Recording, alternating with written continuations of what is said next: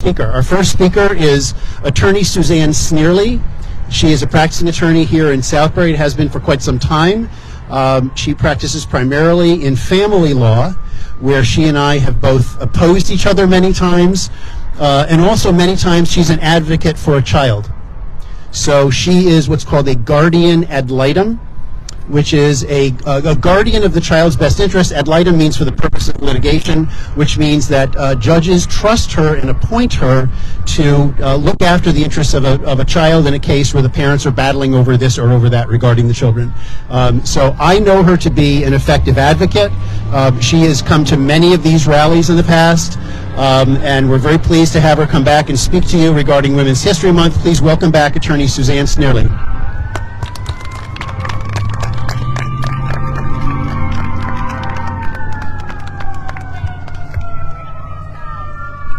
And her assistant husband, Attorney Bob Cardacetti. Make sure you get it right up there. Okay, right up there.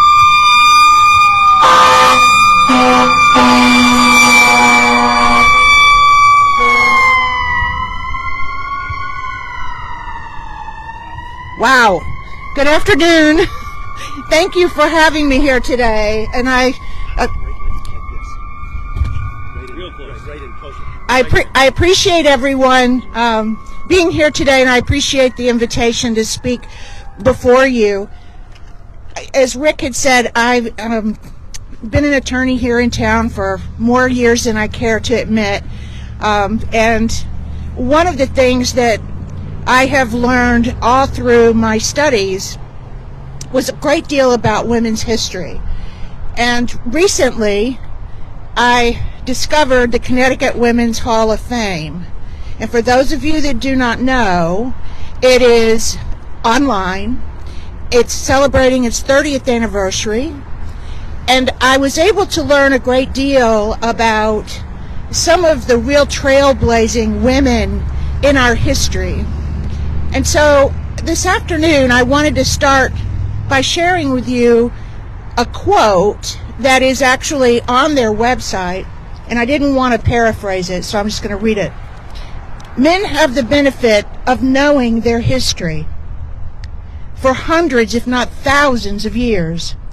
They can draw inspiration, courage, and ingenuity from their forefathers and build on that foundation towards a brighter future. Women don't have that. As one historian told me, every generation of women have to recreate the wheel because they don't know about their past. That quote is attributed to Joan Bradley Wages, who is the president and CEO of the National Women's History Museum. So in preparation for today, I wanted to share the stories of three specific women. And if you go to the website, you'll see, in the course of 30 years, there's been many, many women inducted into this Hall of Fame. And they, even from the current year, there I think are 4 or 5 inductees that are about to be admitted.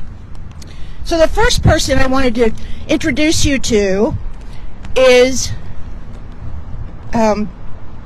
excuse me, Prudence Crandall. Anybody know who she is? At least a couple of you do. Well, believe it or not, Connecticut has a state heroine. The legislature enacted and passed a bill naming her as our state heroine in 1995. So let me tell you about her. She was born in 1803, and she had an unwavering commitment to education. I gotta switch glasses, pardon me.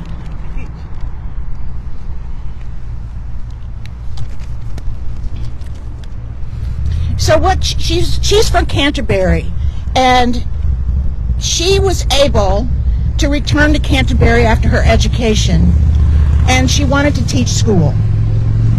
So she was able to purchase a school for young women, and she started teaching in her school. Well, she was approached by a young woman named Sarah Harris. Now, Sarah Harris hailed from other parts, and she was a woman of color, a young woman of color, who had completed her district education, that's what it was called in the day, and she wanted to study to be a teacher. And so she wanted to enroll in Prudence's school. So Prudence admitted her, and this did not go well in Canterbury. So what happens next is everyone amasses and insists that Prudence remove her from the school. Prudence is very upset by this, and so what she does instead is she refuses to teach white children. And she opens, 2 years later, a school dedicated to the education of young women of African American descent. Well, again, this doesn't go over well in Canterbury. There were akin to protests. The local business folks would not serve her. There were all kinds of protests, and this led to intense hatred of Prudence Crandall. The well at the school, the water well, was even poisoned. Throughout all of this, she maintained and continued to teach. The real issue came when the state of Connecticut decided that they needed to put a stop to this. And so somebody you may know from history named P.T. Barnum was serving in the legislature, and he introduced and proposed a bill called the Black Law, which would prohibit education of African Americans in Connecticut as long as they were not inhabitants. She was arrested for violating the Black Law. Her first trial, there was no verdict. Her second trial, she was convicted. The next step was an appeal to the Supreme Court, which overturned her conviction. She'd had enough. There was a mob assault on her. She finally, with her husband, who was a reverend, moved out of the state and ultimately landed in Kansas. Mark Twain and others urged the state to pay her penance for these atrocities that were committed against her. And in 1886, the legislature actually passed a bill allowing her a small penance, and that was granted in 1886. She died in 1890. The Prudence Crandall Museum is in Canterbury, if you want to go there. And it now celebrates the woman they despised. And it's also on the Women's Heritage Trail and the Connecticut Freedom Trail. She was inducted into the Connecticut Women's Hall of Fame in 1994, right before she was named as the state's heroine. And she has been really a mover and a shaker to this day in the expansion of rights for Connecticut people of color. The second person I want to introduce you to, how many of you have ever heard of Estelle Griswold? No one? That was how she was born. That was her name. She got married. Maybe you know her by her married name, Estelle Griswold. Anybody know that name? That's great, because now I feel like I get to tell you something you don't know. Well, Estelle was a student at art college in music, and she studied in Paris. She was born in 1900. In 1927, she moves to Washington, D.C. with her husband, and she enters pre-med studies. I'm trying to move so the wind won't be so loud into the microphone.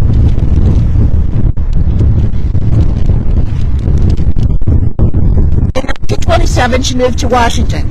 In the 50s, by this point, she has been working with the United Nations Relief and world organizations involving churches' efforts to assist displaced people.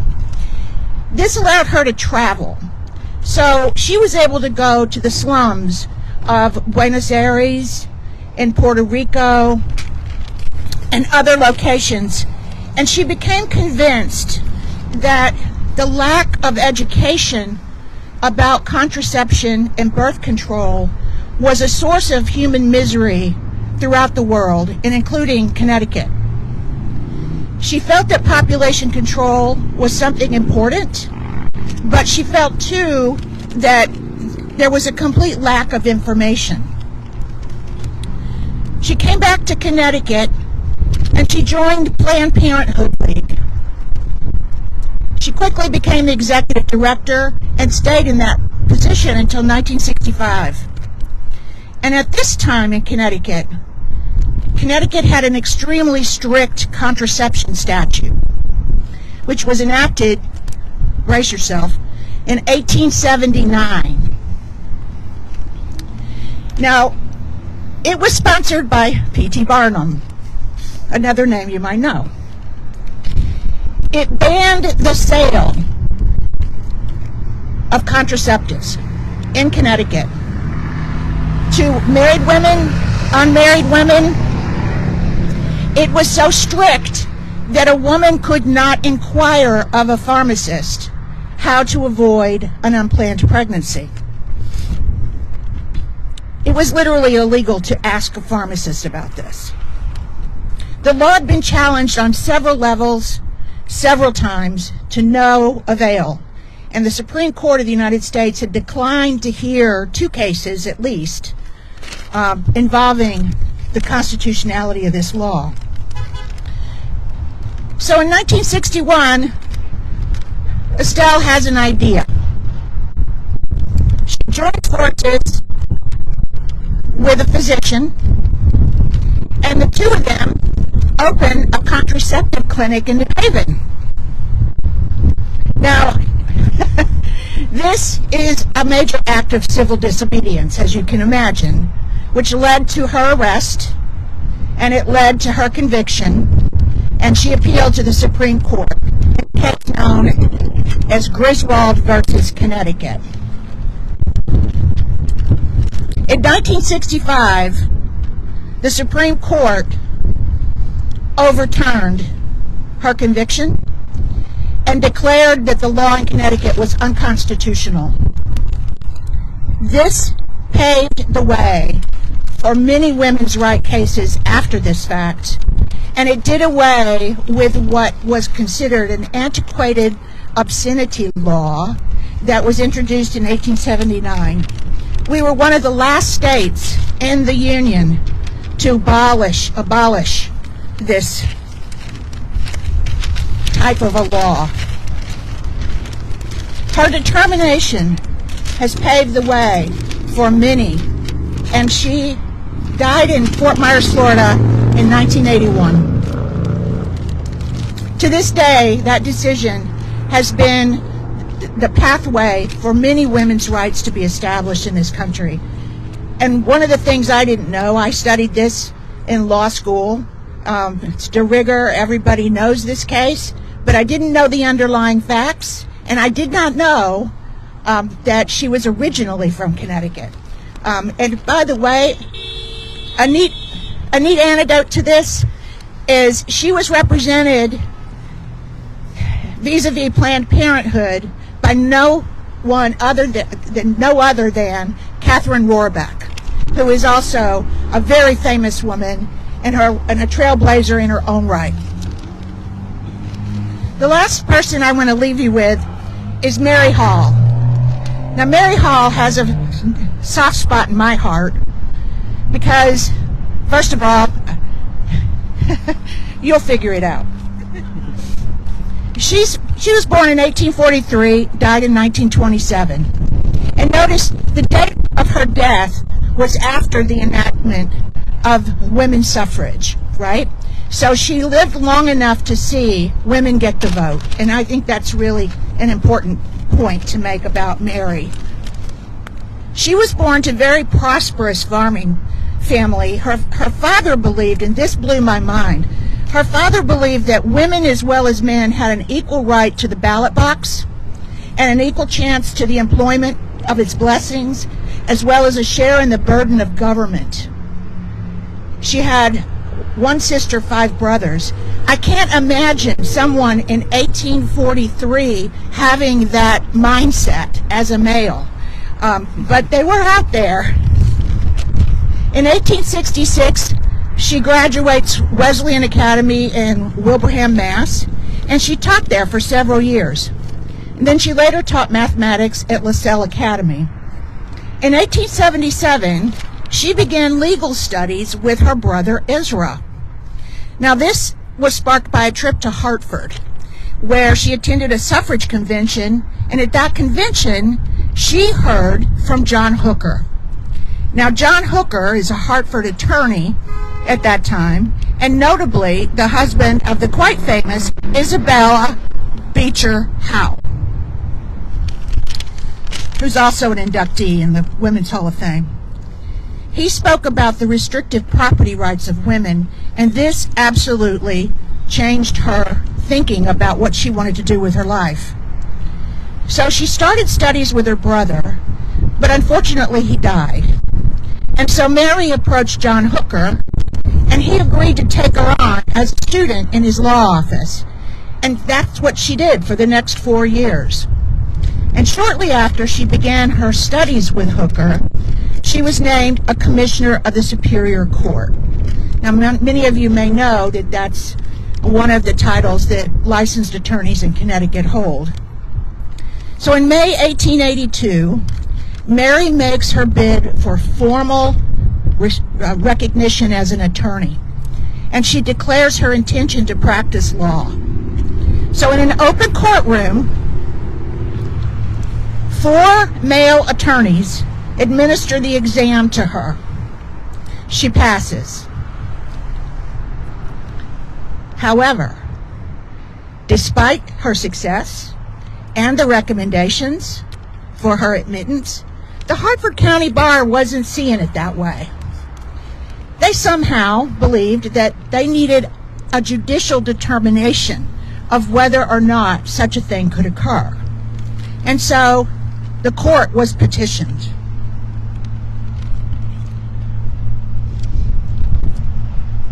This captured national attention. In July 1882, the Connecticut Supreme Court ruled that Hall was a, quote, qualified person in a case called In Re Hall.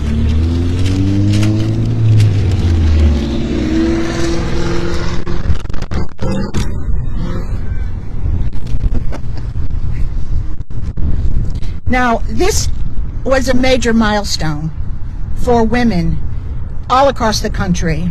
And if Connecticut was one of the last states to repeal its ridiculous contraceptive law, it was the first state in the country to allow a woman to practice law. Not only did she go on to practice law for almost 40 years, she represented mostly women in handling wills and property matters. In 1884, she became the first female notary, and in 1885, she established the Goodwill Club, which is a charity for boys. She was a social reformer, and she was a philanthropist. In 1927, when she died, it was the front page story of both the Hartford Courant and the Hartford Times. And so I have a personal affinity for Mary Hall, but she is only one of so many that none of us really know about. And so I want to encourage you to go to the website of the Connecticut Women's Hall of Fame, and it's just the initials, cwhf.org, and take a look at some of these inductees. They go back all the way to the founding of the country, all the way to the present. And they have every category you can imagine. Arts and entertainment, sports, government and politics, and all manner of other contributory categories.